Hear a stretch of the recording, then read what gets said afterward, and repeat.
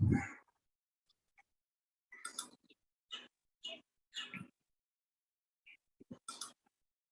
عليكم ورحمة الله وبركاته.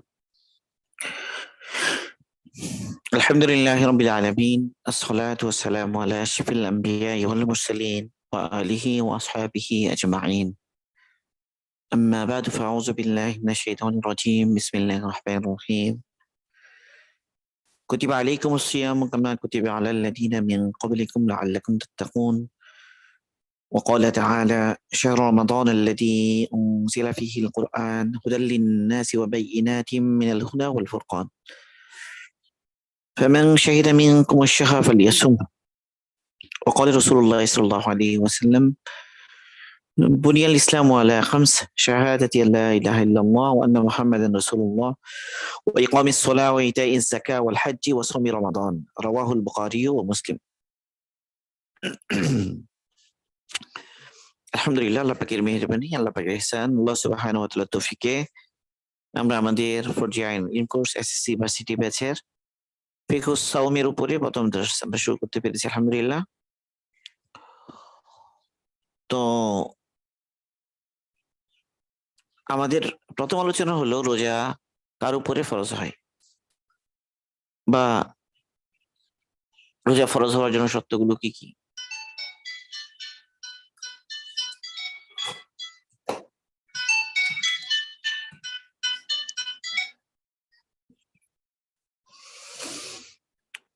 তো রোজা ফরজ হওয়ার জন্য প্রথমত ইসলাম, মুসলমান হওয়া, বালিগ হওয়া, আকেল হওয়া, তারপর হলো দারুল ইসলামে থাকা। এটা একটা শর্ত বলেছেন কেউ কেউ। যে দারুল হারাবে থাকে বা দারুল কুফরে থাকে, তাহলেও যদি সে জানে যে রোজা ফরজ, বা এতটুকু যথেষ্ট ফরজ হওয়ার জন্য।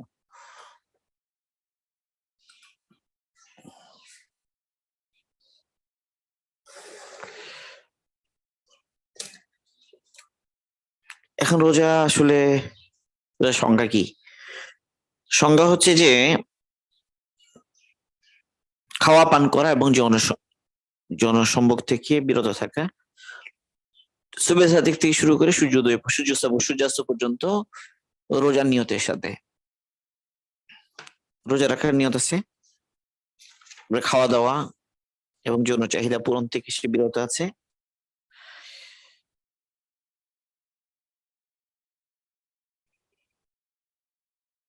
তাহলে যে রোজার নিয়তে যদি সময় এসে বিরত থাকে, তাহলে এটা রোজা হয়ে যাবে।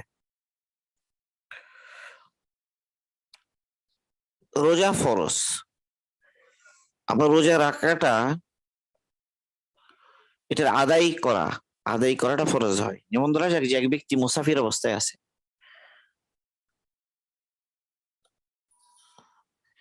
তো মুসাফির হালতে তার উপর রোজা রাখা ফরজ নয়।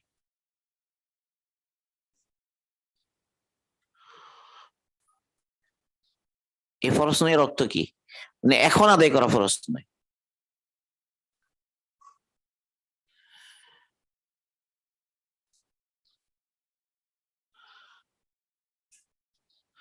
তার মানে যখনই সে মুকিম হয়ে যাবে, মুকিম হয়ে গেলে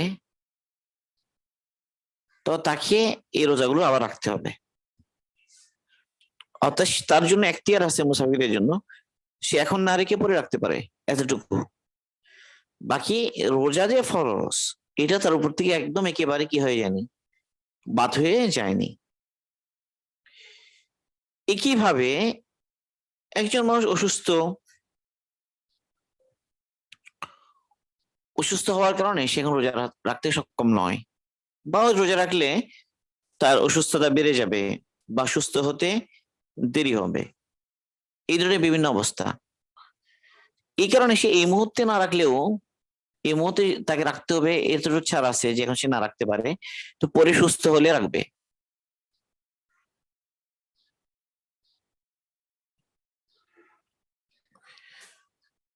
তবে একটা কথা, মুসাফির এবং অসুস্থ ব্যক্তি যদি রেখে ফেলে রোজা, এই অসুস্থ অবস্থায় সে রাখলো, মুসাফির অবস্থায় রাখলো, তো রোজার ফরজ আদায় হয়ে যাবে।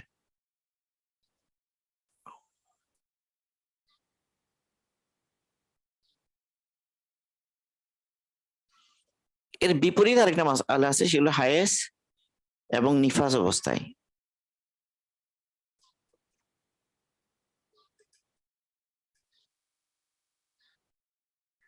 আমরা জানি যে মহিলাদের কিছু সময়ে রোজা রাখা যায় না, রাখতে পারে না। মহিলাদের সাথে সম্পর্কিত ফিক আর কি এগুলো,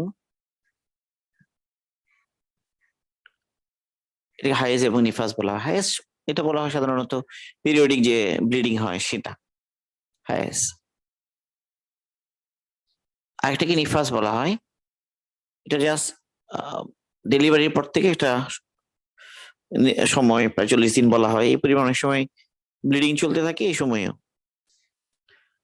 সময় রোজা রাখাটা তার উপর কি নয়, ফরজ নয়। শুধু ফরজ নয় না, আসলে এই সময় রোজা রাখা জায়েজই নাই।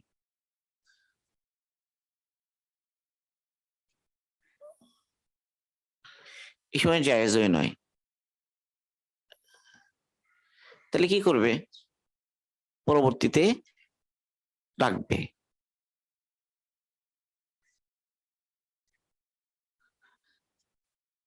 হায়েস নিফাজ অবস্থায় আল্লাহ তাআলা নামাজকে একদম মাফ করে দিয়েছেন। নামাজ একদম মাফ, নামাজ পড়েও আদায় করতে হবে না। কিন্তু রোজার ক্ষেত্রে ওই সময় রোজা রাখবে না, পরবর্তীতে রাখবে।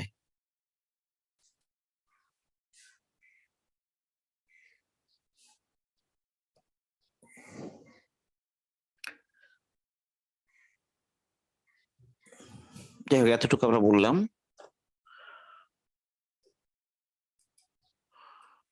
এরপর হলো রোজা রাখা, এটা কখন শুদ্ধ হবে? এই রোজা রাখলো, এই রোজা রাখাটা শুদ্ধ হবে কখন?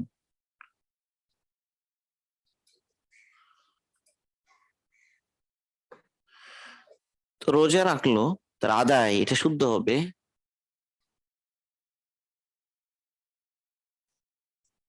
যদি কি পাওয়া যায়, নিয়ত পাওয়া যায়,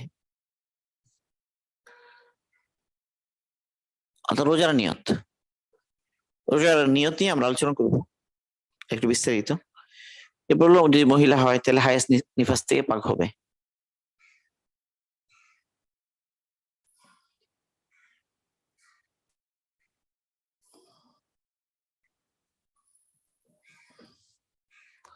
তিন নম্বর হলো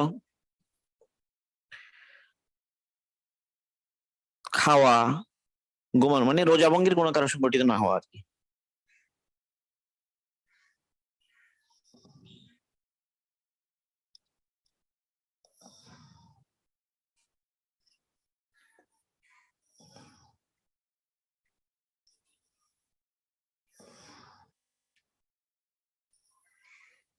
রোজা ভঙ্গের কোনো কারণ সংঘটিত হয় নাই,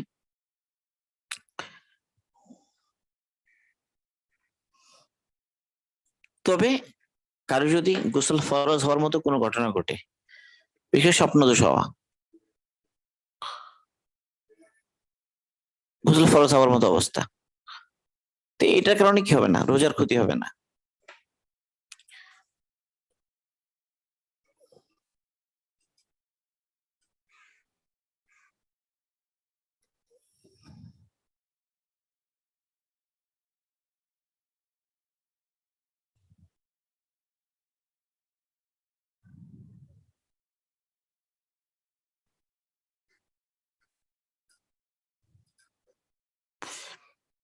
এগুলো রোজার প্রকারভেদ।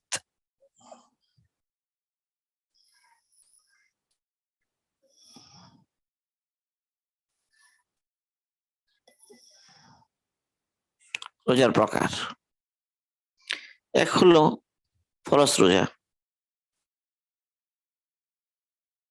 দুই হলো ওয়াজিব রোজা, তিন হলো সুন্নত রোজা, চার হলো মুস্তাহাব রোজা।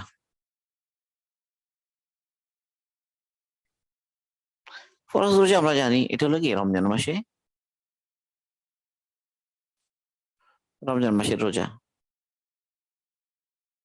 এটা ফরজ। ওয়াজিব, ওয়াজিব হলো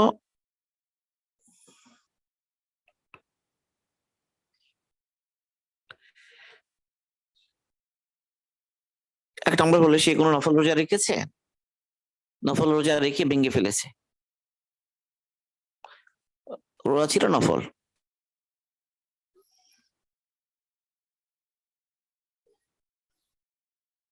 এই ভেঙে ফেলার কারণে এটা আবার রেখে দেওয়াটা ওয়াজিব হয়ে গেছে।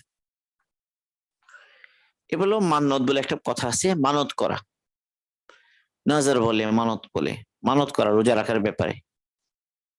মানত করাটা অনেক সময় নির্দিষ্ট কোনো দিন নির্দিষ্ট করে করতে পারে, অথবা কোনোদিন নির্দিষ্ট না করে বা যে কোনো দিন রোজা রাখার একটা নিয়ত করলো, মানত করলো, সে মানতের রোজা।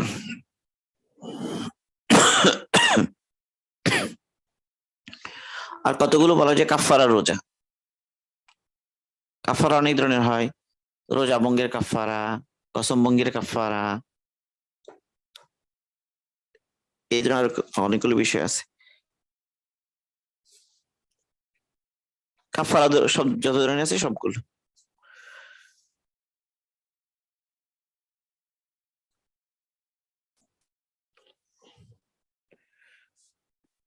জিহারের কাফারা,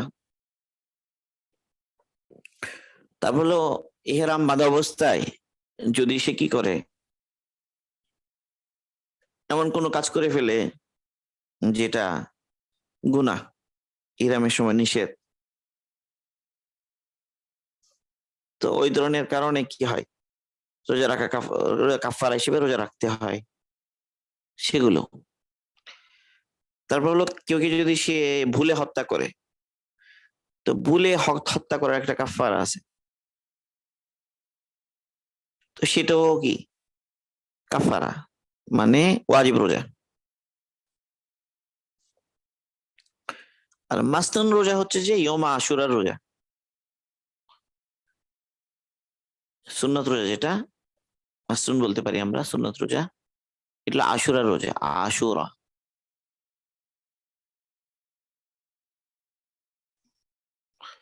তবে নিয়ম হলো যে 9 তারিখ অথবা 11 তারিখ একটা মিলিয়ে বাড়তি রাখা আর কি।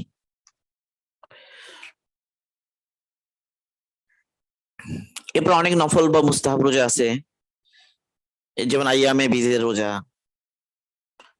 যে প্রত্যেক মাসের চাঁদের 13, 14, 15 রোজা রাখা। আবার প্রত্যেক মাসে কমপক্ষে 3টা রোজা রাখা, যে কোনো দিন হতে পারে সেটা, সেটাও কিন্তু কি নফল রোজার মধ্যে আর কি। তারপর হলো বৃহস্পতিবার, সোমবার, বৃহস্পতিবার রোজা রাখা প্রত্যেক সপ্তাহে। এবার শাওয়াল মাসে 6টা রোজা রাখা। যারা হজ করতে যায়নি তাদের জন্য ইয়মে আরাফা, ইয়মে আরাফাতে রোজা রাখা।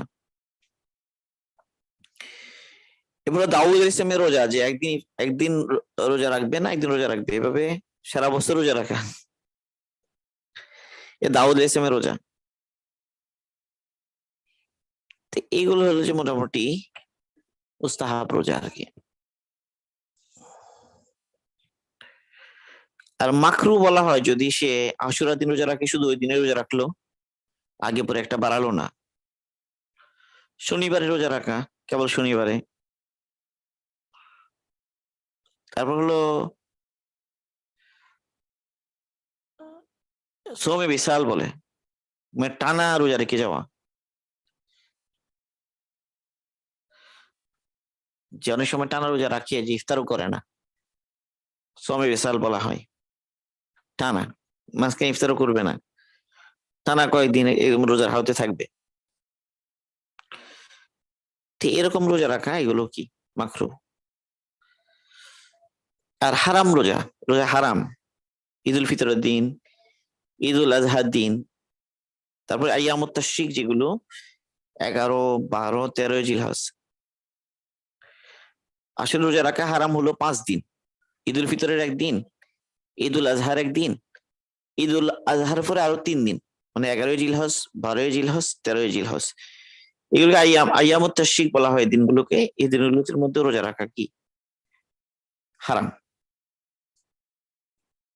এ হলো রোজার প্রকারভেদ। এখন নিয়তটা কখন করতে হবে রোজার মধ্যে, এটা জানা জরুরি যে কখন নিয়ত করতে হবে।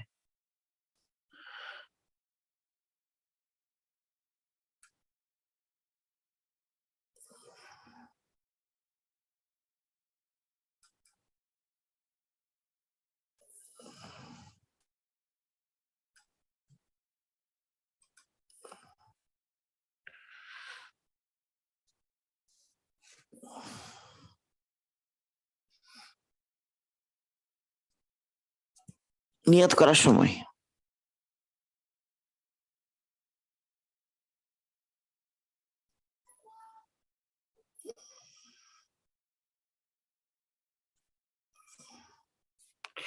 এখন সারা রাত নিয়ত করার নাকি সুযোগ আছে, সারা রাত প্লাস জাওয়ালের আগ পর্যন্ত।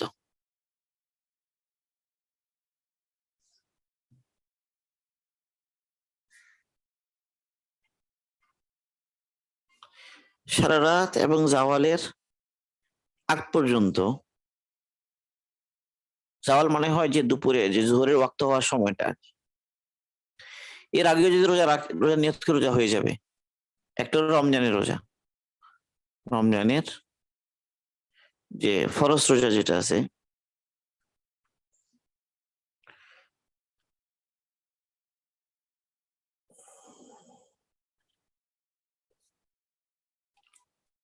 রমজান মাসে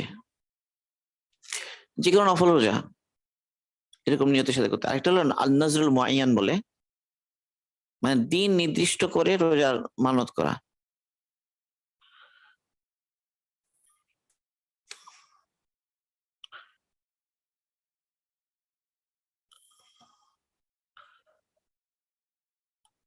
ধরা যাক কেউ মানত করেছে যে আগামী সপ্তাহের সোমবার রোজা রাখবে, কিন্তু সে কি মানত করলো, এই সোমবার নির্দিষ্ট করেই মানত করলো।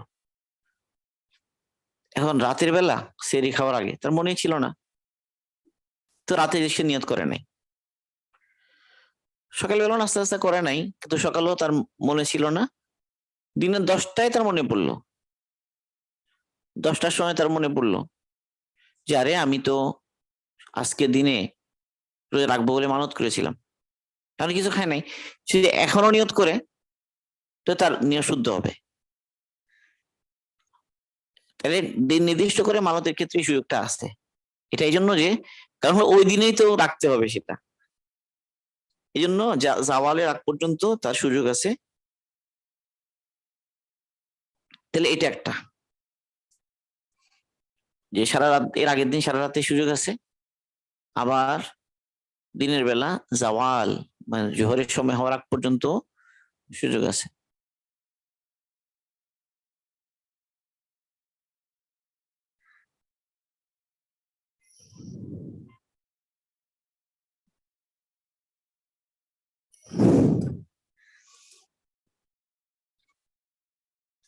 এরপর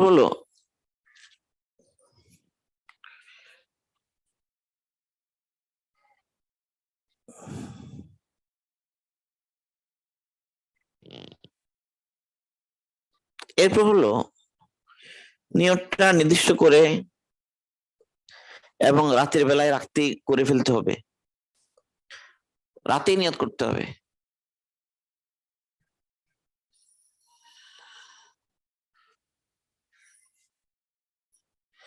এবং কিসের রোজা এটা নির্দিষ্ট করতে হবে, কিসের রোজা সেটাও কি নির্দিষ্ট করতে হবে নিয়তের মধ্যে।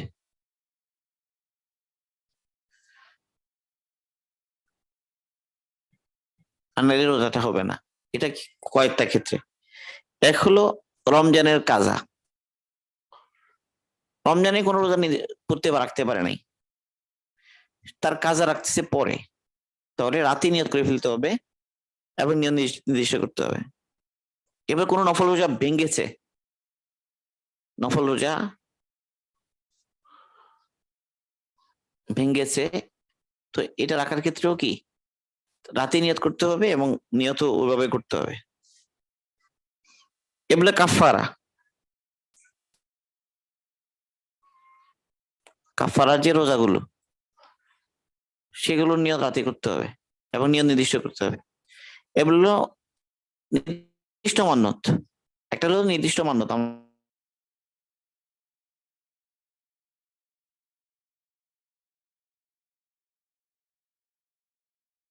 সে কি করবে যে নির্দিষ্টভাবে মানত করেছে যে আমি 3 দিন রোজা রাখবো, বা আমার ছেলেটা সুস্থ হয়ে গেলে 3 দিন রোজা রাখবো, এভাবে অনেক সময় নিয়ত করে, মানত করে। তো যে কোনো দিন তো রাখা যায়, কিন্তু যেদিন রাখবে তার রাতে নিয়ত করতে হবে, এবং কিসের রোজার নিয়ত নির্দিষ্ট করতে হবে, তাহলে তার রোজাটা কি হবে না, শুদ্ধ হবে না।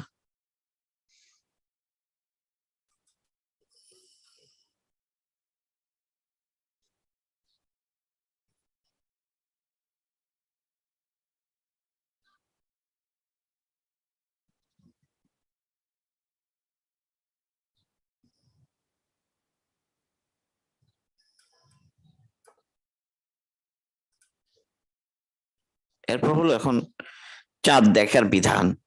চাঁদ দেখা,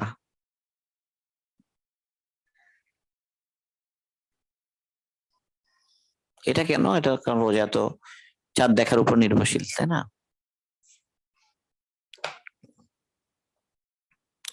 রাসূল বলেছেন যে সুমু লিরুয়াতিহি ওয়াফতিরু লিরুয়াতিহি, মানে কি চাঁদ দেখিয়ে রোজা রাখা শুরু করো, আর চাঁদ দেখিয়েই কি রোজা বন্ধ করো। রাসূল বলেছেন ফাইন গুম্মা আলাইকুম ফাআকমিলু ইদ্দাতা শাবানা 30। আজ এমন যদি হয় যে আকাশ অনেক মেঘলা ছিল, তো মেঘলা থাকার কারণে চাঁদ দেখতে পারে নাই, তাহলে রাসূল বলেছেন তোমরা শাবানের 30 দিন কি করো, পূরণ করো। তাইলে এক হলো যে চাঁদ দেখার কারণে রোজা রাখা শুরু করবে রমজান মাসে, অথবা শাবানের 30 তারিখ পূর্ণ হয়ে গেছে, কেউ চাঁদ দেখে নাই, কেউ 30 দিন কি হয়ে গেছে, পূর্ণ হয়ে গেছে, তাহলে কি পরের দিন থেকে তো রোজা রাখবেই।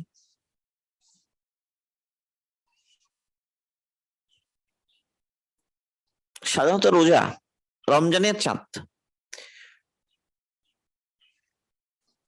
রমজানের চাঁদ এটা কেউ দেখেছে প্রমাণিত হওয়ার জন্য একজন পুরুষ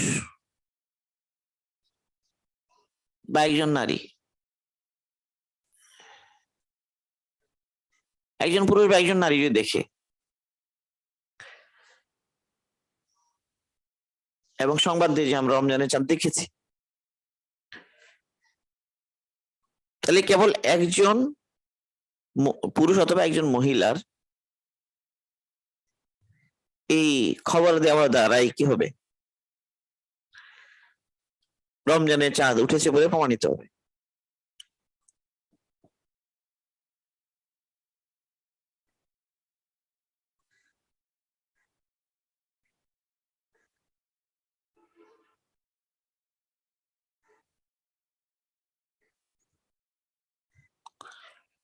যে বলে যে আমি দেখেছি,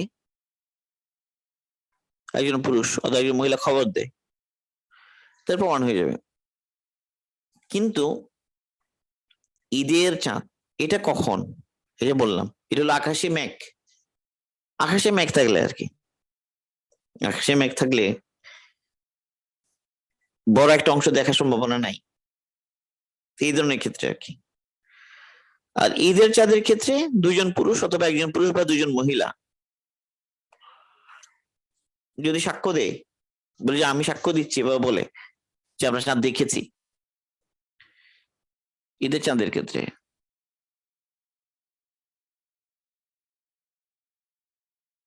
এখানে সাক্ষী লাগবে দুইজন পুরুষ, দুইজন পুরুষ অথবা এক পুরুষ প্লাস 2 মহিলা।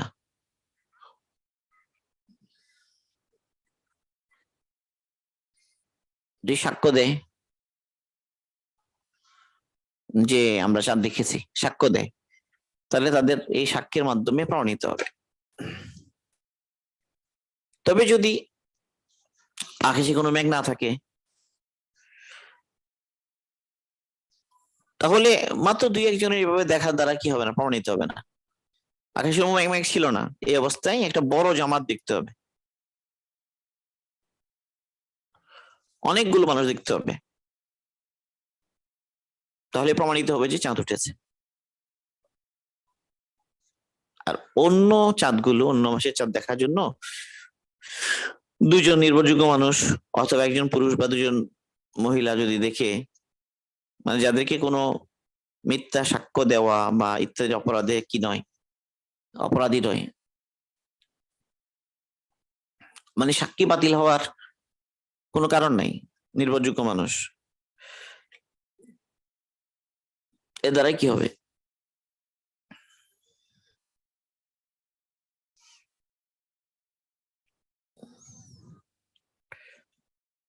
এখন ধরা যায় যে এক ব্যক্তি রমজানের চাঁদ দেখেছে, কিন্তু তার সাক্ষী কেউ কবুল করে নাই, তার কথা কেউ মানে নেয় নাই, তার উপর কিন্তু রোজা রাখা ওয়াজিব হবে। কিন্তু যদি কেউ ঈদের চাঁদ দেখে একা একা আর তার সাক্ষী কবুল করা হয় নাই, তাহলে সে পরের দিন একা ঈদ করতে পারবে না, কারণ ঈদ তো আর একা করা যায় না। তো তাকেও রমজানের রোজা রাখতে হবে, পরের দিন সে হওয়ার সাথে ঈদ করতে হবে। এই, মানে কথাটা বুঝে আসছে কিনা? এক ব্যক্তি রমজানের সাথে একা একা দেখেছে, কিন্তু কেউ তার সাক্ষী কবুল, তার এই দেখাটা কেউ কবুল করে নাই, তার এই সংবাদ কেউ কবুল করে নাই, ফলে স্বাভাবিকভাবে রোজা শুরু হয় নাই। আর সে বেচারা দেখছে কেন, কিন্তু দেখছে, তাকে রোজা রাখতে হবে। ঈদের ক্ষেত্রে, ঈদের ক্ষেত্রে কোনো ব্যক্তি ঈদের চাঁদ দেখেছে, একজন দেখেছে, আরেকজনকে দেখাতে পারে নাই, বা তাদের সাক্ষী কবুল হয় নাই, তারা কিন্তু পরের দিন একা একা ঈদ করতে পারবে না, তাদের রোজা রাখতে হবে, কারণ ঈদ তো একা একা করা যায় না। এই,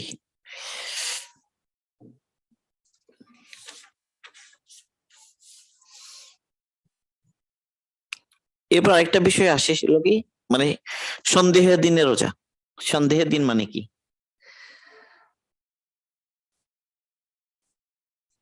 সন্দেহের দিন মানে হলো যে কোনো কারণে 29শে শাবান, 29শে শাবান এটা মেঘলা ছিল আকাশ, মেঘলা থাকার কারণে কি হয়নি, কেউ চাঁদ দেখে নাই, পরের দিন রোজা রাখবে কি রাখবে না? মেঘলা দিন। তো এই যে 29শে শাবান চাঁদ ভালো করে দেখা যায় না, পরের দিন কি 30শে শাবান ধরা হবে না পরের রমজান ধরা হবে? এই যে সন্দেহ, এই জন্য এই দিনটাকে সন্দেহের দিন বলা হয়। তো ওই দিন কেউ যদি নিয়ত করে যে আমি ফরজ রোজার নিয়তে রোজা রাখলাম, তাইলে হবে না।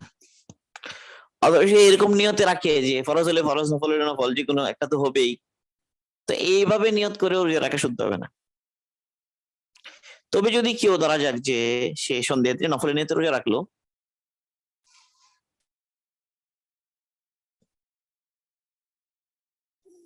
তো তাহলে কি হবে?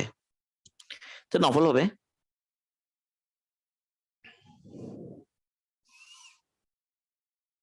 ইয়মের শখের দিন জোহরের আগ পর্যন্ত মানে সবাই অপেক্ষায় থাকবে, মানে শুধু খাবে না, কোনো নিয়ত করবে না রোজার। আর যখন জোহরের ওয়াক্ত কি হয়ে যাবে,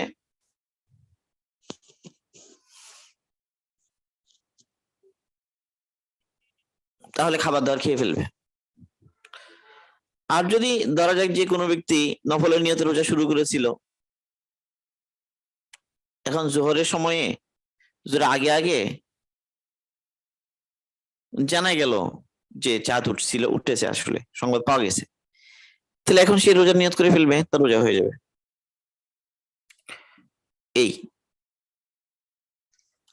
ওই জোহরের আগ পর্যন্ত কিছু না খেয়ে থাকবে, রোজার নিয়ত করবে না, এই জন্য যে সংবাদ পাওয়া যায়,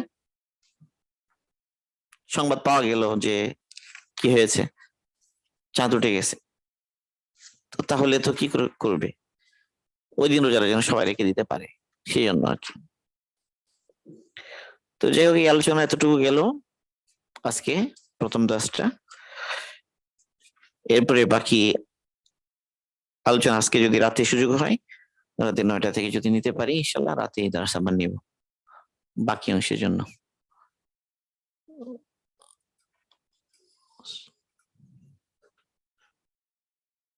সুবহানাল্লাহি বিহামদিহি, সুবহানাল্লাহুম্মা বিহামদিকা, আশহাদু আল্লা ইলাহা ইল্লা